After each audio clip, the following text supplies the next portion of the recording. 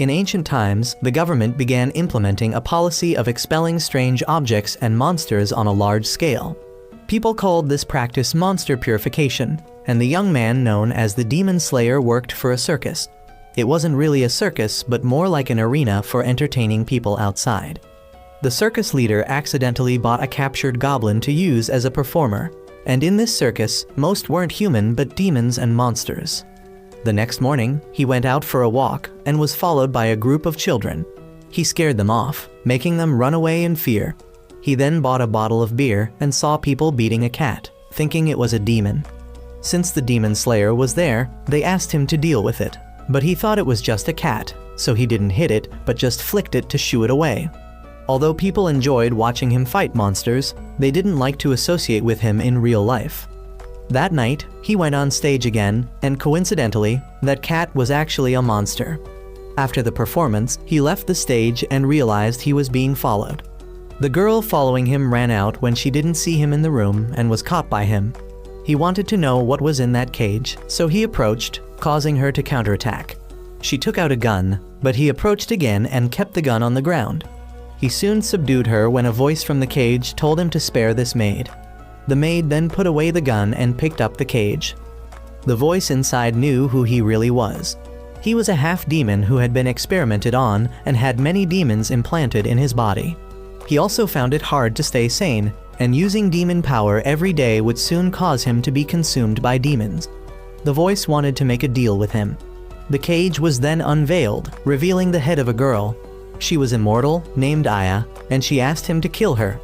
In return, she would give him a way to prolong his life.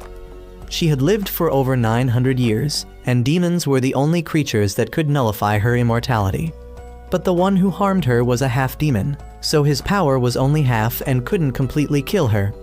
A year ago, she was approached by a half-demon who took her body. She couldn't see his face but only saw his master, an old foreigner with a hoarse voice and a cane. She wanted to find that person but had no clues, so she came to him.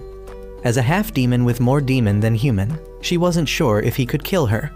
He then wanted to go somewhere else to discuss, because it would be troublesome if the theater owner found them and made him perform again. He then told his name for easier communication. He was Sanachi.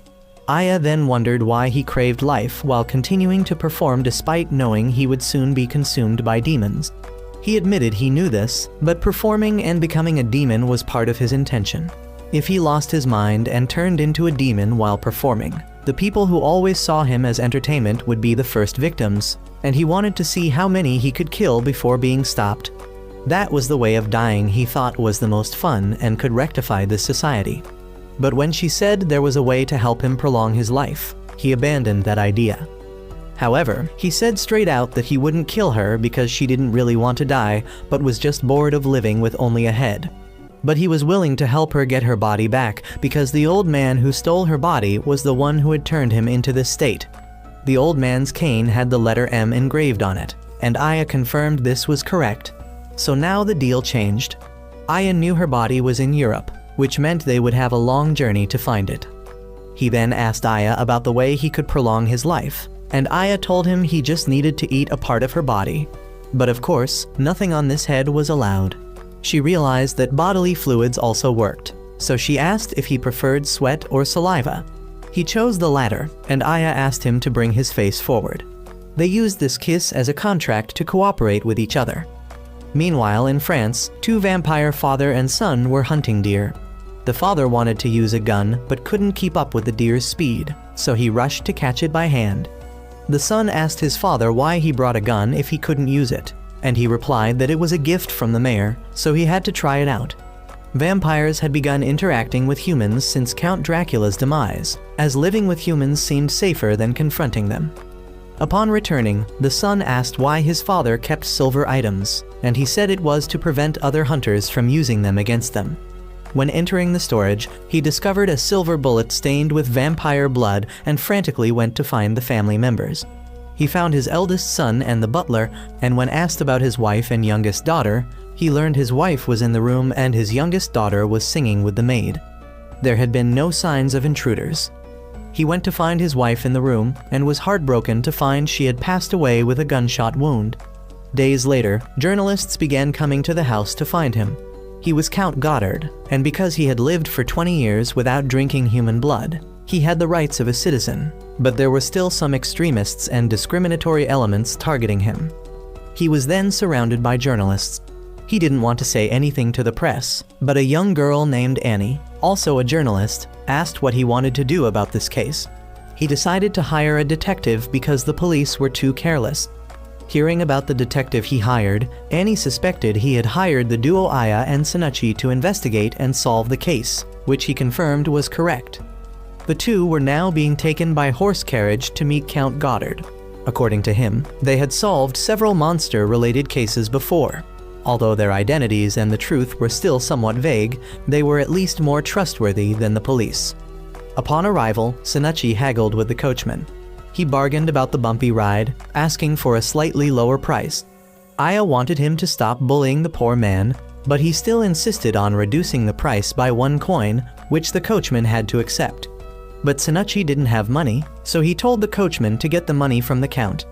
The coachman then went in crying to the count about being bullied by Sanachi. The count told the butler to go get the money to pay. Sanachi introduced himself to the count, and when the count heard Aya's voice, he thought it was the maid Shizuku speaking.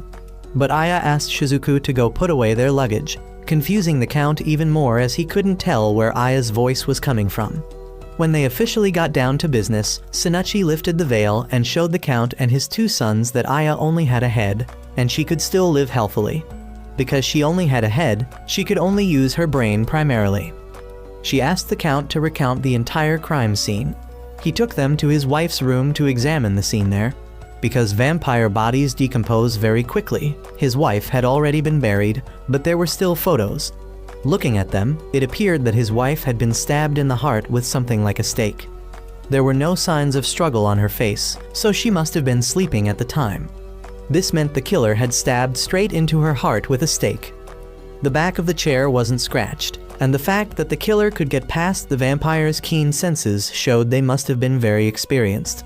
There were no external wounds, so the killer might have used holy water to conceal some things at the scene. The holy water bottle was still there with blood stains on the mouth. Another issue was the silver stake found in the storage, which only the count and the butler had keys to. If vampires touch silver, even through cloth, it causes a burning sensation that can't heal. From this, Aya deduced 7 points. 1. The killer must have been a close acquaintance to get past the lady's senses. 2. Why did the killer act at night when vampires are weakest during the day? 3. The lock on the storage was found broken, and why was the holy water bottle left behind? 4. How did the killer know about the silver stake in the storage, and know exactly where the lady's room was and when she slept? 5. Why did the killer put the silver stake back in the storage? At this point, the count started to feel dizzy. Suddenly, his youngest daughter came looking for him, but was scared away by Sanachi. Aya said she would reveal the 6th and 7th points later. She then had dinner with the count's entire family. The coachman was also invited to join, but he kept looking around suspiciously. He was quite surprised that Aya only had a head. The count's family only drank blood to maintain their strength, while others had normal dishes. Aya didn't need to eat at all. The count's family was skeptical of the 2 detectives' abilities and even thought they were both frauds and untrustworthy, although the count found them eccentric but very astute when investigating. Aya decided to show off a bit when the coachman asked how she knew he was having problems with his wife. He was an alcoholic but had been forbidden by his wife to drink for a long time. First, she looked at his shirt, which had some faded spots indicating he frequently spilled food on it, causing his wife to scrub it constantly. Only when drunk would one spill food so often. Second, although his beard was unshaven, his shirt was very neat with a button sewn back on, and he seemed to have not drunk for a week as his shirt hadn't been washed for a week. It was clear that his wife was fed up with a drunken husband, so he had to listen to keep the family peaceful. He knew he needed to cherish this attentive wife more, so he decided to quit drinking. The count's eldest son was convinced and thought she was like Detective Sherlock Holmes. Aya then asked more about the case. The body was discovered at 1:30, and the family had a habit of dining at midnight like this. At 12:30, his wife finished eating and went to her room to rest. After the meal, he went to meet his eldest son in the library to discuss town management. The youngest daughter was also there. Then he went hunting. When he entered the warehouse to get his gear, nothing was unusual. When he went out, his second son asked to go along, and they were together in the forest until they returned. He fired 3 shots at deer but missed. The eldest son also heard these 3 gunshots. After the father went hunting, the eldest son returned to the reading room and sent his sister to be watched by the maid. Aya asked the second son what he did during the time between the end of the meal and going hunting. Feeling suspected, he protested, but if innocent, there's nothing to be startled about. The second son was most suspicious because from 12:30 to 1 o'clock, he was just in his room and didn't hear any noise. Aya asked the maid what she did from 12:30 to 1:30. She said she was just cleaning up and then saw the young miss bothering her brother, so she played with the young miss until 1:30. In between, she went to the bathroom for about 1-2 minutes and came back. The youngest daughter confirmed this. As for the butler, he was just working and arranging the count's schedule. He was always alone during that time. After hearing the explanations, Aya found that the eldest son and the butler had no alibi. The reason she thought the culprit was someone in the house was because, as she had explained earlier, it was very difficult to explain if the killer was an outsider. The youngest daughter ran off, causing the maid to chase after her. They then finished the meal, and Aya asked Shijuku to monitor the 2 servants in this house. Since the eldest son was unlikely to be the culprit, he also came and threatened both of them about not being the one who killed his mother. Aya also knew he wasn't the culprit because she had observed everyone's hands during the meal, and the 3 vampires were not injured, proving they didn't hold the stake. For now, Aya needed to go find that stake to check. Meanwhile, Shijuku was monitoring the 2 servants in the count's house. It was 1 o'clock, so the butler wanted to go to work but was stopped by Shijuku. The maid informed that the count and Sanachi had gone into the forest, making the butler feel a bit uneasy and worried. Meanwhile, as they walked, the count was telling about how he had heard of a creature believed to be immortal and had lived for over 1,000 years. But Aya revealed that this immortal creature also had a weakness: demons. Demons could kill immortals but had very poor defense and could die just from a bullet. Humans had exterminated almost all demons, and very few remained now. The count realized that they were both talking about themselves, a demon and an immortal. Both knew they were exposed, so they didn't hide it anymore. Suddenly, the count was ambushed, so he turned off the lights and asked permission to rush and catch that person. He caught the hunter very quickly and thought he had killed his wife. But Aya asked him to spare this person. The sleeve of this person was covered in coal dust, proving he had been on a train for a long time. He said he came here to avenge a hunter who had been killed by the count. But that person had attacked the count first, so he was only defending himself. He then recounted the story of that hunter, who had planned to kill the count and was very confident because he had help. That hunter had brought a stake, and he didn't even know the stake was made of silver. Aya wanted the count to let this person go because he had learned a lesson. Aya revealed that thanks to that hunter, she no longer needed to wander in the forest. She wanted him to return and gather everyone so she could solve the case. Upon returning, Aya announced that the killer was one of the people present. The eldest son didn't want to believe it, but the count wanted to hear her out first. She revisited 7 suspicions. First, the killer was someone familiar, so they could outwit the countess. Second, the killer acted at night instead of during the day. Third, the killer left the bottle at the scene. Fourth, the killer knew the schedule in the castle well. Fifth, the killer deliberately left the silver stake in the warehouse. The 6th suspicion was about sound. When the countess was killed, the eldest son and the butler were near her room but heard nothing, which was too strange. Both had no alibi but were unlikely to be accomplices, so she suspected the crime occurred before 1 o'clock. The killer must have placed something in between to muffle the sound of the stake being driven in. But the scene only had a coat, so the killer might have only used wrist force to do it. Why didn't the killer use a hammer to drive the stake? Even though hearing hammer sounds wouldn't be unusual as the countess often repaired furniture. Perhaps the culprit feared the hammer would damage the stake. This led to the conclusion that the stake that caused the murder was not made of silver. The silver stake the count saw in the warehouse might have just been blood-stained as a decoy. But what material could cause the countess's death yet be easily broken if hammered? She set that aside to move to the 7th suspicion. The bottle she found in the countess's room wasn't actually used to hold holy water. Because the bottle was dirty and not cleaned on the outside, it must have been dirty inside. If it contained water, how could it be dirty? So the bottle must not have contained water from the start and was just placed at the scene as a fake. But the Countess's wound showed signs of being damaged by holy water. From this, she deduced that the culprit must have frozen holy water into a stake to commit the crime. They used the coat at the scene to cover the blood splatter. The stake quickly melted and injured the Countess's skin. The culprit took the Countess's blood and waited for the Count to go hunting, then went to the warehouse and staged a fake crime scene. The purpose was to make the Count misunderstand the time of the crime as after 1 o'clock, not before. So the person without an alibi from 12:30 to 1 o'clock would be the culprit. 2 people met this criteria, the maid and the second son. But that person had to be strong enough to drive the stake and have a short time to create a fake crime scene. The most suspected person was still the second son. The second son argued that he was a vampire and couldn't hold silver stakes or holy water. That was true, but if the culprit had cut off their own hand and regenerated it, it would be different. From this, it could be certain that the second son was the killer. He immediately became nervous and lunged at Aya, but was caught by Sanachi and thrown out. According to Aya, the reason the second son was the culprit was because he was also opposed to and hated humans. But the Count chose to befriend humans, so he created this case to make him come to his senses. He was the one who contacted the hunter and created an opportunity for that hunter to attack the Count and steal the iron stake and container. Since the Count's family frequently visited the church, he could easily take holy water and put it in the hunter's iron stake container, then leave it in the forest at night to freeze. The rest was as seen. The second son was now trying to attack Sanachi, but he was no match for him. Sanachi beat the second son thoroughly while recounting his own biography to him. As they finished cleaning up, he returned to Aya. She and Sanachi were about to leave, and as dawn was approaching, the young journalist Annie arrived. The girl and Sanachi's group knew each other from before, so she was aware that Aya only had a head.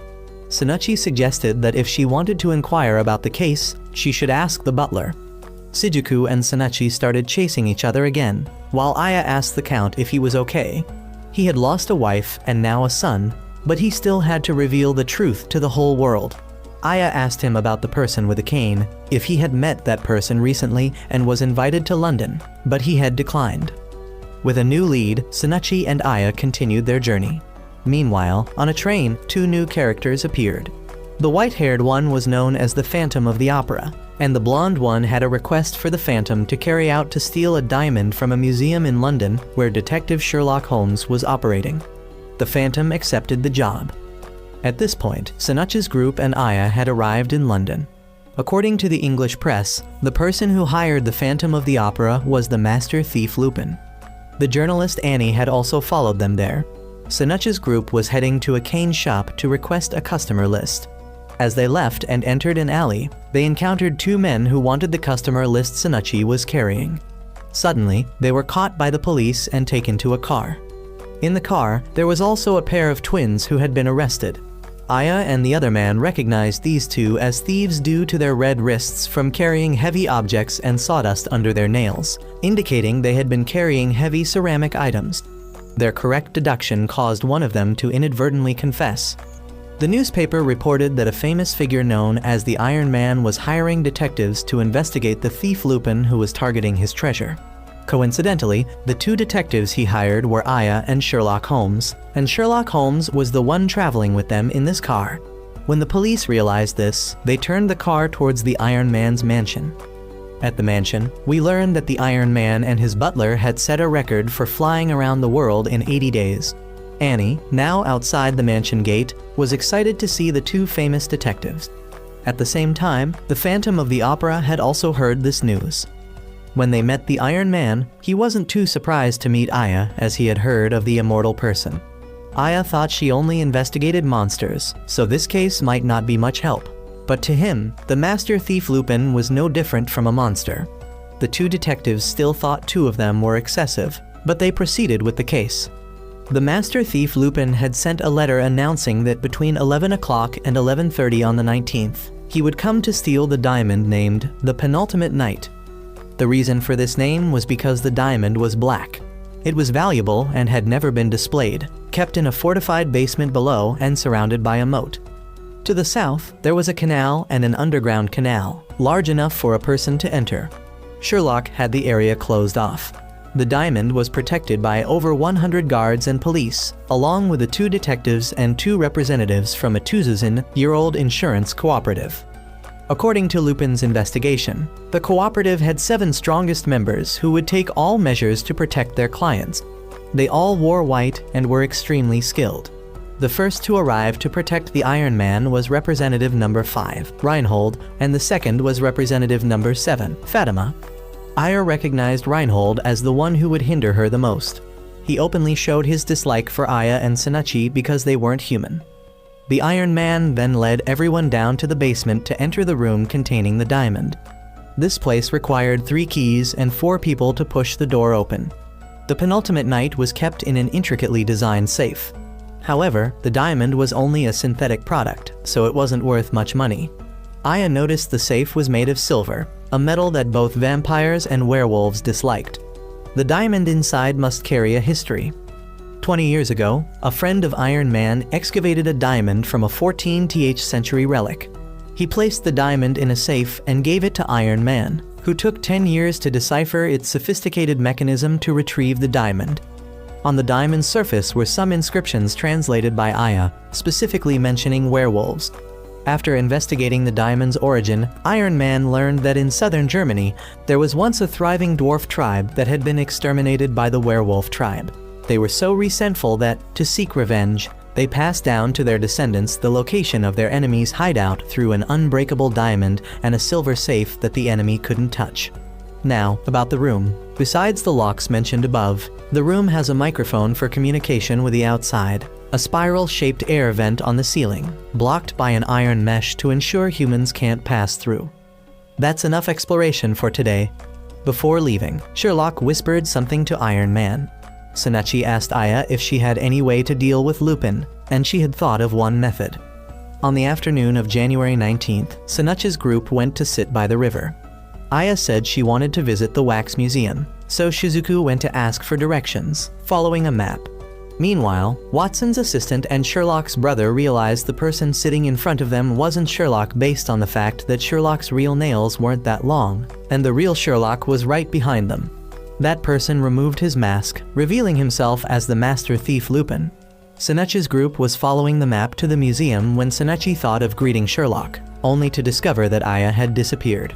He accidentally picked up someone else's birdcage and got punched by Shizuku. Lupin at this point asserted that there was no lock he couldn't break, then jumped into a car driven by a phantom and escaped, almost hitting Maid Shizuku while talking. She asked if they had seen a birdcage. Being a girl simp, Lupin invited Shizuku to join him in the car to search together. Sinachi accidentally met Annie again, so they also went together to search. At his brother's house, Sherlock reminded him to be careful with the insurance representatives because he had a feeling they weren't trustworthy.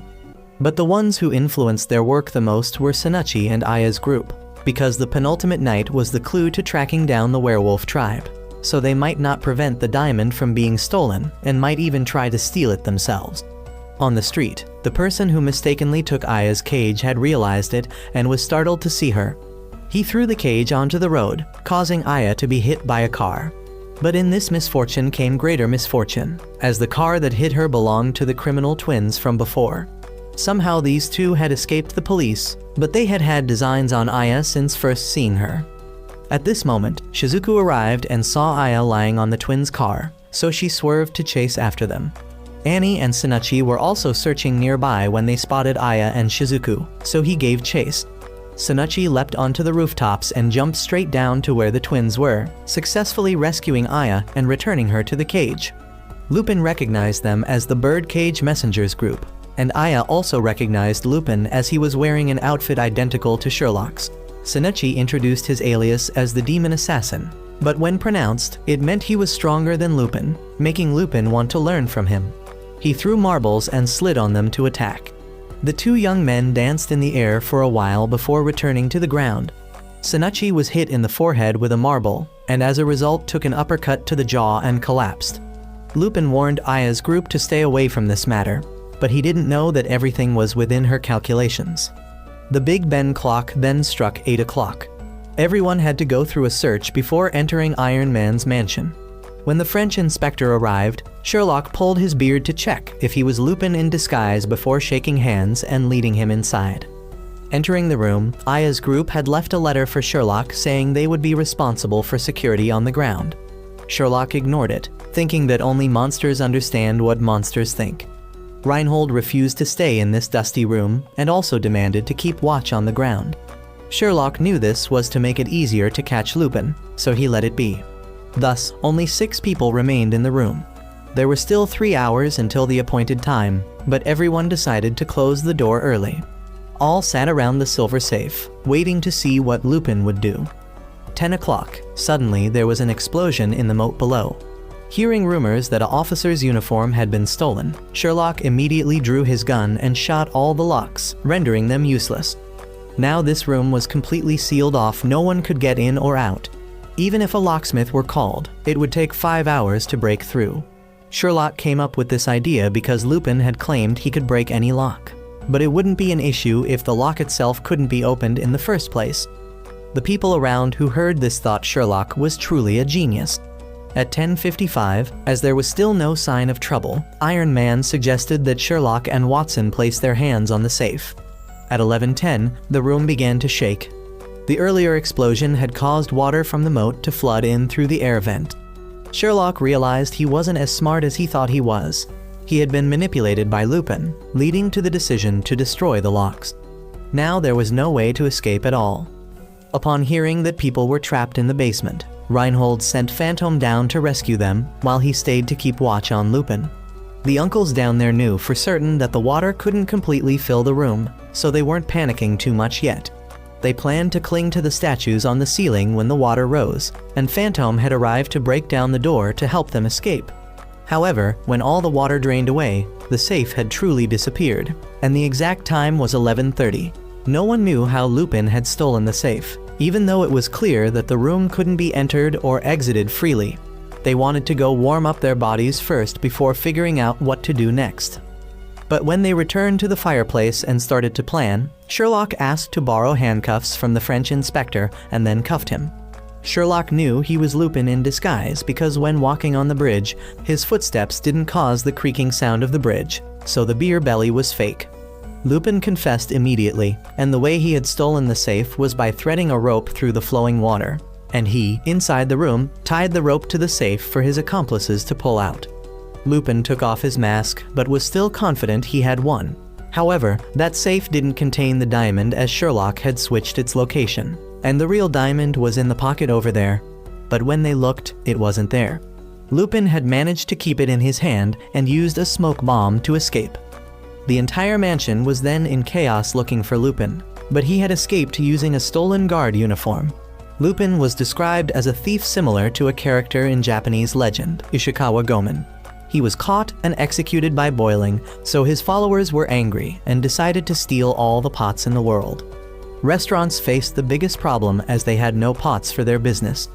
Meanwhile, Lupin and the Phantom met again, one with the diamond, one with the safe, but what was in the safe was actually Aya. According to Shinichi, the way they caught the pot thieves was to have someone sit inside to guard, and now they had used a similar method to deal with Lupin. After finishing the story, Shinichi bowed, and Aya revealed that Lupin had mistaken Annie for her at that time, so she deliberately encouraged Shinichi to lose to make Lupin overconfident. At dusk, she had met the Iron Man and asked to hide in the safe. She had to keep the safe tightly closed the whole time she was hiding to wait for this moment. Lupin knew he had been exposed, but was confident his Phantom would handle Shinichi. But the Phantom had run away, forcing Shizuku to give chase. Reinhold had also arrived and demanded to deal with everyone at once, but suddenly the bridge outside was destroyed, leaving them with no escape route. However, the one who destroyed the bridge wasn't Lupin, but the group of the man carrying the M-shaped staff. He had led people here to find Lupin. The members of his group were all non-human creatures. He only aimed for the diamond, while how his old friends would be dealt with was up to them. They then began to split up to massacre. Reinhold attacked Lupin but also aimed at Shinichi. He had to dodge and use Lupin's escape to distract Reinhold. He chased after Lupin and demanded the diamond back, so Lupin threw it away, forcing Reinhold to go after the diamond while Shinichi chased Lupin. Sherlock and Dr. Watson also arrived and heard the situation from Aya. When she heard about a group of strangers attacking, she asked Sherlock to take her along as her knowledge might be helpful. The Phantom, having escaped from Shizuku, encountered Phantom. She was hunting the Phantom because his name was on the list of those who needed to be eliminated. She took out 2 crossbows and forced the Phantom to reveal his face, but hiding didn't help the Phantom escape her arrows. Meanwhile, Sherlock and Aya had reached the library where many people had been massacred. Looking at the perpetrator's face, Sherlock recognized him as a Leicester, who had recently been in the news for creating various fanatical cults scattered throughout London. These cults specialized in performing brutal rituals. Sherlock had seen through the trick of his finger snapping, which was to flick out a poison needle. Seeing that both of them had figured out his trick, he decided they needed to be eliminated. Meanwhile, the inspector accidentally encountered a vampire woman. She wasn't afraid of his weak gun, so Shizuku came to help. However, Shizuku was still on her mission to find the Phantom, so she asked if either of them had seen him. Neither knew, so she was about to leave, but the vampire woman wouldn't allow it. At the same time, Reinhold, Lupin, and Shinichi were still in a 3-way chase, with the diamond as their target. All 3 chased into a church and accidentally dropped the diamond there. Lupin proposed to cooperate with Shinichi. Reinhold then entered, and Shinichi began to distract him with conversation, causing him to lose focus and allowing Lupin the opportunity to push an entire piano onto his head. During this time, the Phantom had started using the darkness to outmaneuver Phantom. As the Phantom was very skilled at controlling sound, Phantom couldn't determine his location to shoot. Shizuku had begun to lose ground against the immortal vampire. Although she had silver weapons that could wound the vampire, hitting her was a problem. What Shizuku didn't expect was that the vampire's blood was poisonous. The poison got on Shizuku and caused her to be enchanted by the vampire. Sherlock, after a gunfight with magic, found himself short on ammunition. Aya had asked why they needed the diamond, and they simply wanted to find werewolves to increase their forces. While chatting, Sherlock had grabbed his cane to find a Leicester and knocked away the needle aimed at his face. He managed to take out the antidote, but at that moment, the mastermind appeared. According to Sherlock, he was Professor Moriarty. On Shinichi's side, Reinhold was still alive. Suddenly, the Phantom and Phantom fell right in, and another member from the professor's group also showed up. He used magic to snatch the diamond in an instant and quickly dealt with the 2 insurance representatives. Lupin and the Phantom had already fled, knowing they couldn't retrieve the diamond from that monster. Aya was surprised by the name Moriarty, as this was the name of a criminal organization's leader who was supposed to have died long ago. He was holding Aya's body for research, and after 8 years, he had returned to create an even larger criminal gang than before. He did this by gathering all sorts of abnormal beings and even taking on an unimaginable student. This person had begged him for a monster's body, so he taught him knowledge about transplant surgery. The person he was referring to was someone they were all too familiar with, the one who had committed comprehensive crimes 11 years ago, Jack the Ripper. This Jack was now facing off against Shinichi. Shinichi had engaged in a brief exchange and noticed that Jack was somewhat similar to him. Professor Moriarty revealed that he and Jack had gone to Japan to find samples of demons and immortal people. By transplanting demons and cells from immortal people, he could create a formidable warrior with incredible regenerative abilities. He had experimented on many subjects, most of whom went mad from the demon's power, so he had adjusted for balance before operating on Jack. He had realized that Aya's immortal body was also a type of demon hybrid, so she must have been surgically altered by someone in the past. She admitted this and expressed her dislike for the person who gave her this immortality. He had used cells from her to make Jack immune to demon cells. From there, he began taking Jack everywhere to implant other species into him. As a result, he now had vampire characteristics, but wasn't afraid of silver and could walk in sunlight. Now he was aiming for werewolf characteristics.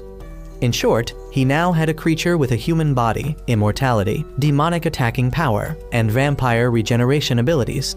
However, this seemingly invincible creature still had a weakness, Shinichi. Although Jack had beaten Shinichi badly, Shinichi's blows still left certain injuries on Jack and prevented his recovery ability. Jack then remembered that Shinichi was Moriarty's escaped specimen, while Shinichi recalled Jack as the person always by that old man's side.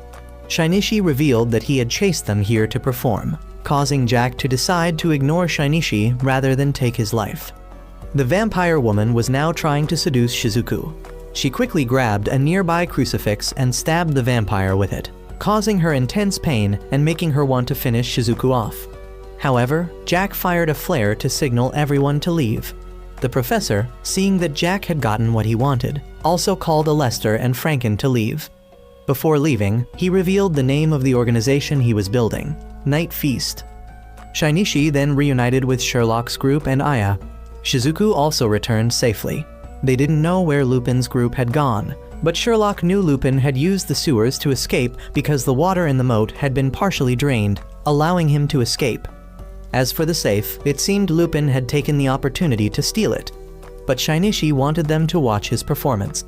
Jack had returned to the organization and was about to take out the diamond for the professor to see, but his clothes had torn without him noticing. Shinichi now held the diamond that he had quickly snatched from Jack. Aya had then decoded that poem. She asked Sherlock to hold the diamond up to the light, and from within, a line of text appeared, Fang Forest. It seemed that was where the werewolves lived. Shinichi remembered Jack had done something similar, so Night Feast might also know this information. Years ago, two werewolf mother and child were hunted by villagers. They had to hide in a tower, but the villagers wouldn't let them go and burn down the entire tower to kill them both. Back to the present, Aya's group had set out for Fang Forest in southern Germany. Aya wanted them to be careful as they might be ambushed by Moriarty's people. Aya had encountered werewolves once before. Werewolves could transform between three forms. In human form, they were hardly different from humans. In beastman form, they were slightly superior to humans. But in full wolf form, their senses were significantly improved, and their skin was tough enough to resist gunfire. Suddenly, while walking, Aya's group encountered a bearded man. He recognized all three as detectives who investigated monsters and begged for help, as a girl from the village had been taken by a werewolf. When they entered the village, they were avoided by the villagers. Aya asked the uncle to recount the whole story. Specifically, a year ago, the village chief's granddaughter was taken and found dead in the forest the next day. Her head and back were broken, her face was mangled and deformed, one arm was gnawed clean, and her body was full of bite marks. 4 months later, the miller's daughter was the next to be taken, and her condition was equally horrific. Another 4 months passed, and the flour mill owner's daughter was the next victim. All three incidents occurred on rainy nights. The marks found on the bodies were all the same, and the identifying characteristics of the corpses all matched. Another thing was that yesterday, another little girl was taken. The father had broken down the door to rush in, but the culprit had taken the girl and escaped through the window. However, it hadn't rained yesterday. 8 years ago, the villagers had driven werewolves out of the village before any disaster occurred. When brought to the church, the girl's father was caught suspecting an outsider of being a werewolf. But there were 3 outsiders, so such reasoning couldn't hold. The detective group arrived, and Aya didn't encourage them to look at the girl's true form, but they still looked and were shocked. The missing girl's father called Aya a monster, but only she could solve the case, so he had to listen. Aya then asked to see the crime scene and noticed it was very messy. The fireplace wasn't lit last night, so the culprit must have entered through it. From the size and footprints, it could be deduced it was a beast man. She then asked the bearded uncle to bring her tooth marks from the previous corpses and asked him to request Shizuku to bring her a ball the size of her head. She then asked the mother what they did last night. They just went about their normal routine. Of the 2 windows, one was securely locked, and the broken one was fixed and couldn't be opened. The direction of the culprit's escape was apparent. Shizuku then arrived and was asked to go on the roof to observe if there were any traces. When there was nothing, she told Shizuku to throw something down. Dust rose in a cloud, and the uncle brought back the tooth marks. Aya could then conclude that this incident wasn't caused by a crazed werewolf running amok, but by someone with reason. There was blood on the bed, but no blood on the escape route, so the culprit must have brought a bag to put the girl in. Additionally, the storehouse lock was also broken, and it was known that a year ago it had been broken into and guns and ammunition had been stolen. Since this coincided with the first incident, it needed to be considered. The entire group then went to the village chief's house, and he had information about the Nan forest and the werewolves' dwelling. He also knew about that diamond, so Aya decided to negotiate with him. She would capture and resolve the werewolf case in this village in exchange for information from him. According to the village chief, among the 3 suspects in the village, there was only 1 doctor, 1 engineer, and 1 artist. All 3 were outsiders who came to the village. The way to detect werewolves was to place fragrant flowers or tap pots near their ears to startle them due to their heightened senses, but all 3 showed no reaction. Werewolves can control their blood, reproduction, and characteristics, which has made modern werewolves no longer fear silver and holy water. So now, the only way to eliminate a werewolf is to kill it in human form. But if the werewolf king is born, all conventional methods will become ineffective. The Werewolf King is a legend about werewolves eventually giving birth to an individual considered a god of the werewolf clan. He had previously seen werewolves immune to silver. In the past, a werewolf mother and child had come to the village and deceived everyone. But fortunately, the little girl Louis, who was just kidnapped, had discovered them and helped drive the werewolves out of the village. Since then, the little girl has been regarded as the guardian deity of the village. It's a pity that the girl has now also been kidnapped by the unidentified culprit. To learn more, the group of messengers went to the engineer's house. About 13 years ago, he had found a pregnant woman injured deep in the forest. He learned that the girl's name was Rose and thought she was a servant from some family who had an affair with the master and was driven away. At that time, the villagers were quite tolerant, so he brought her to the village to care for her. Half a year later, she gave birth to a daughter named Jet. Rose mostly lived at home and was an intelligent and generous person. Life was peaceful until one day, due to their similar appearance, Rose mistook Louis for her daughter and revealed her werewolf identity. The villagers then burned both mother and child alive, and this engineer himself confirmed the 2 skeletons of the 2 werewolf mother and child. The engineer trusts the doctor, so there's only 1 suspect left, the female artist. The detective group then went to the female artist's house. 5 years ago, she came here to paint waterfalls, and because the scenery was so beautiful, she has stayed here ever since.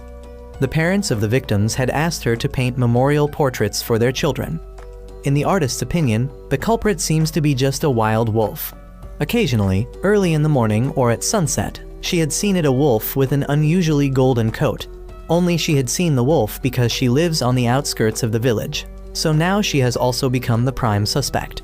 It's unclear whether this female artist is the culprit or not, but Aya knows she lied about living in an artist's family and graduating from an art school. The way she holds her pen is unlike a real artist, so Aya saw through it. She had to explain that because she's now an orphan and often discriminated against, she lied to avoid embarrassment, as she had been abandoned since childhood. While the detective group was busy investigating where the engineer had found Rose, the night party group was observing them from afar. In the evening, Aya was present at the uncle doctor's house. He was the one who heard Louis's scream when she was taken away.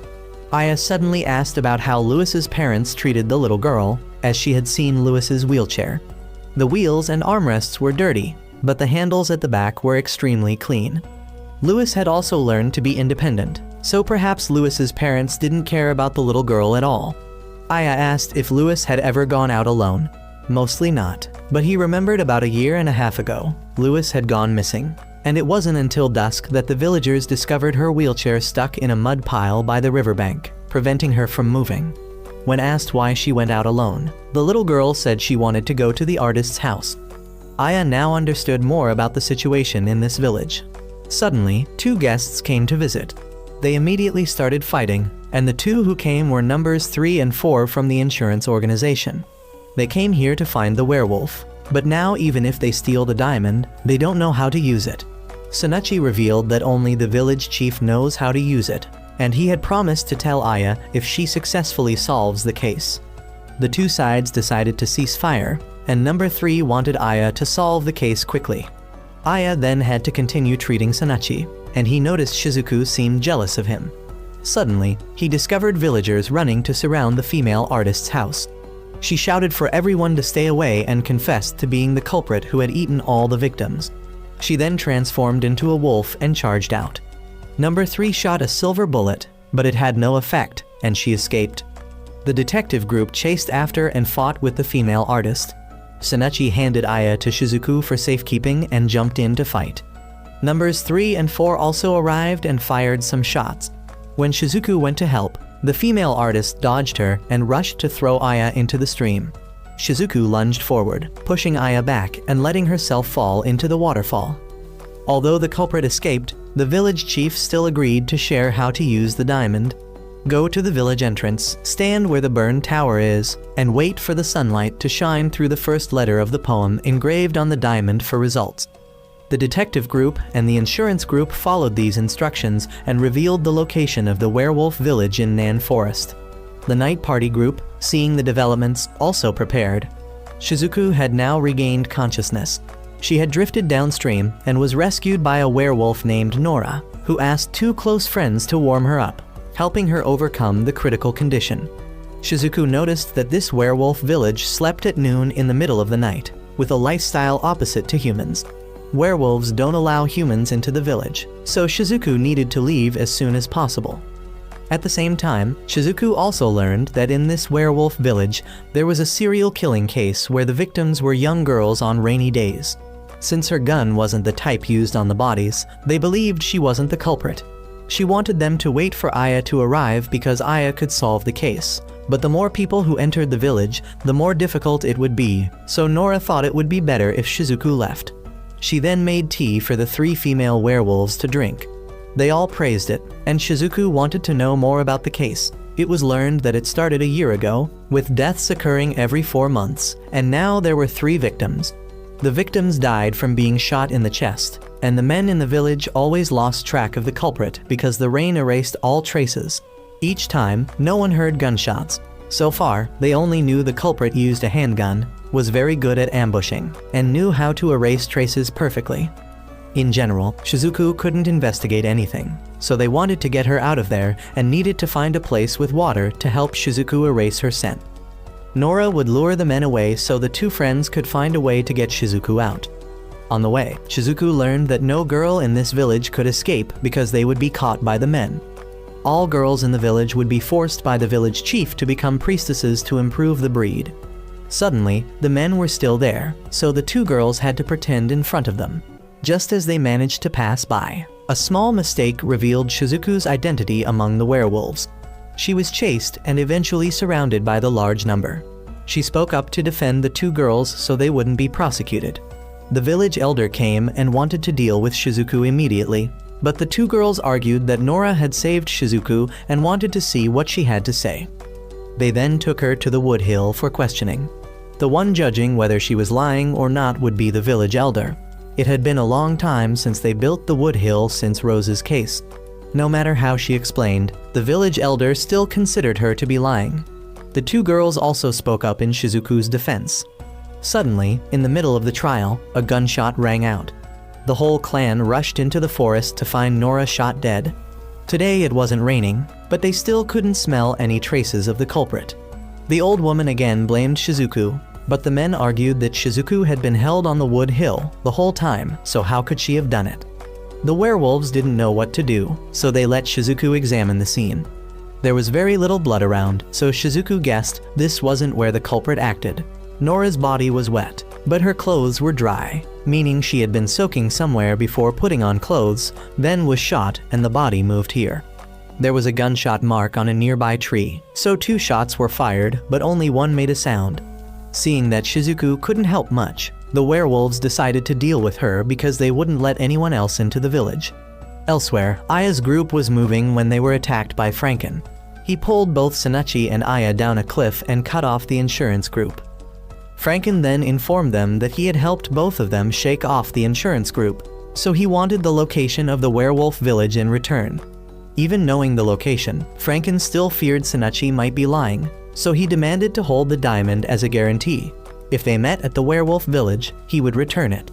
Then they went their separate ways. Sunachi and Aya arrived at the werewolf village, which was holding a funeral for Nora. With the help of a female werewolf, Sunachi and Aya met Shizuku in the prison. Aya asked about Shizuku's investigation results and praised her for doing well. The men caught their scent and decided to check the prison. To avoid chaos, Shizuku decided to temporarily stay in prison, while Sunachi took Aya to investigate the crime scene. The werewolves soon caught their scent and gave chase, but Aya told Sunachi to go around a sharp rock so she could observe. She helped Sunachi find a switch, and both managed to enter a tunnel before the werewolves arrived. This was how the culprit concealed their traces after each crime.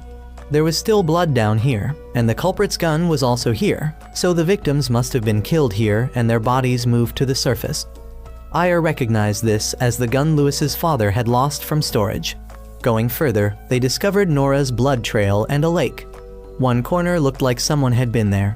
On the wall, there was a carved schedule, and they needed to go further to learn more. Meanwhile, someone in the human village accidentally discovered Lewis's body. The detective group found the female artist's body next to a tunnel leading to the human village. Now Aya understood that Rose had used this tunnel to reach the human village years ago. Both met the doctor uncle again and heard about Lewis's body being found. Meeting Lewis's parents, Aya asked how they had treated Lewis before she became the guardian deity. Lewis was seen as a burden then because she couldn't walk on her own. 8 years ago, Lewis's parents had intended to abandon her. They left her in the forest, but unexpectedly, Jet, Rose's daughter, brought Lewis back to the village that very night. Lewis then exposed the werewolf mother and daughter's identity that same night.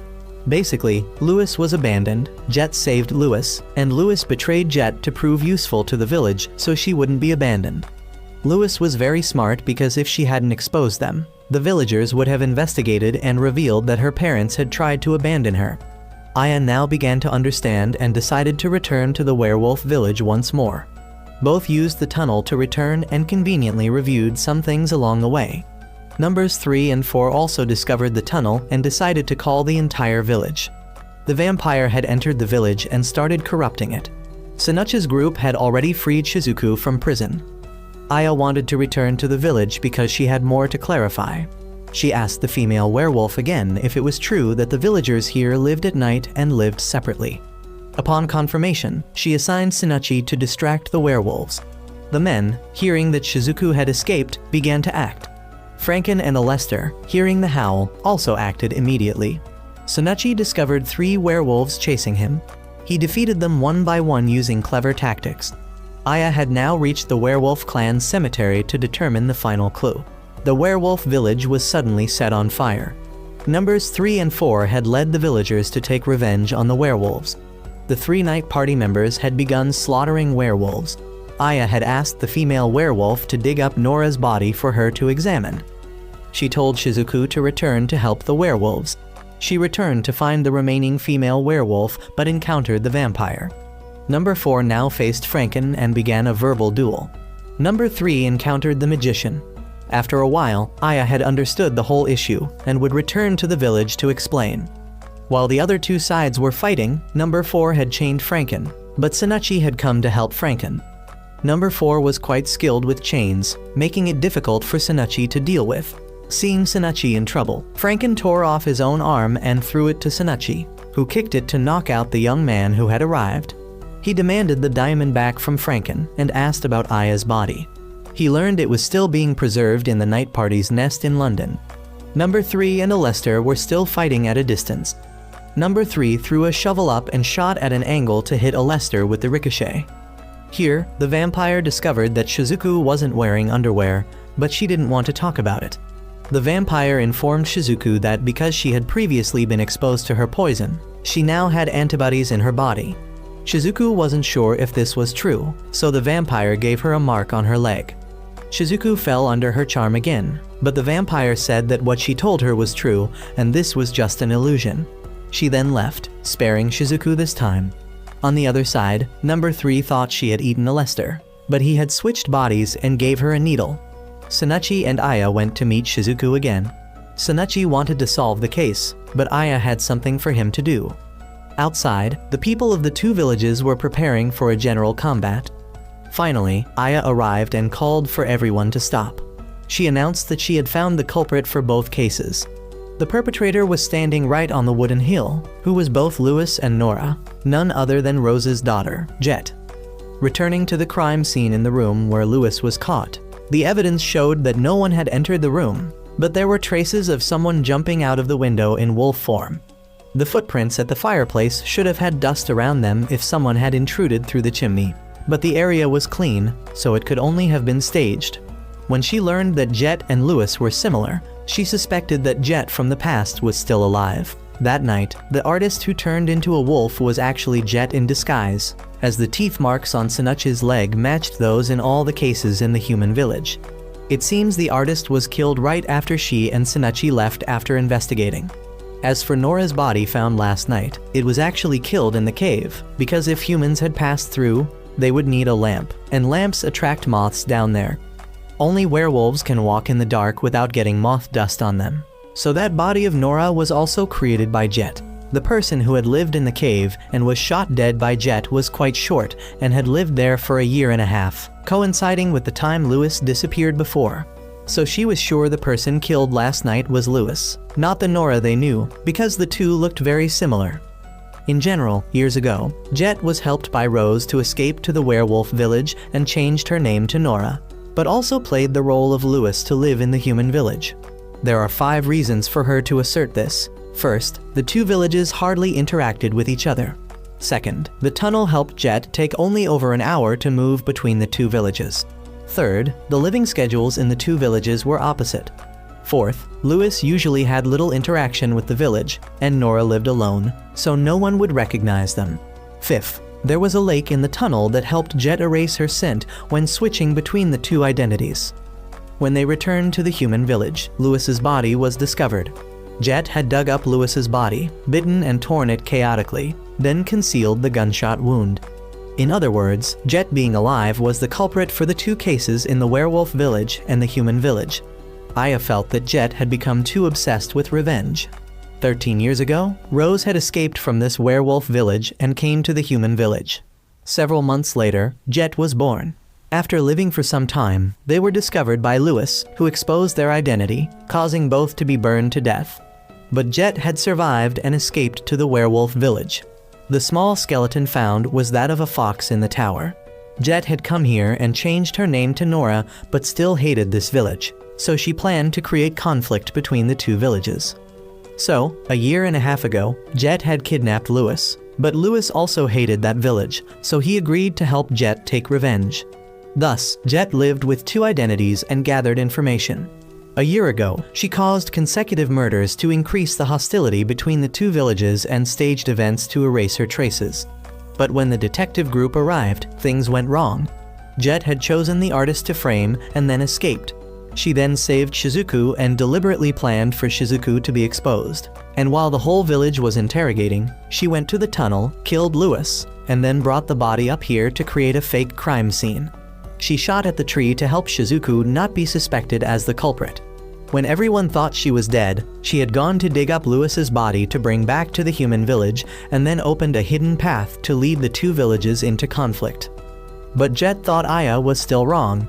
She then left and encountered Sinachi in the tunnel.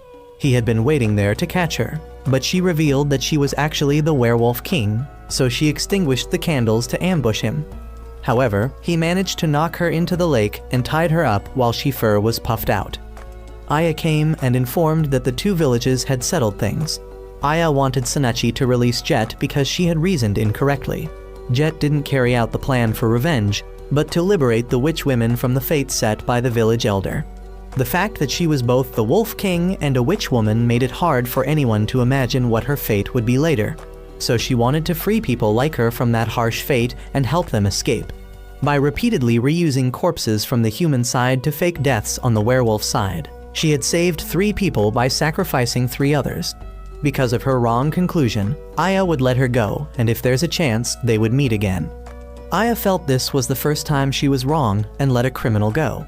She knew both villages had learned their own lessons, but was sure nothing would change. The movie ends here, and we'll have to wait until part 2 to know what happens next.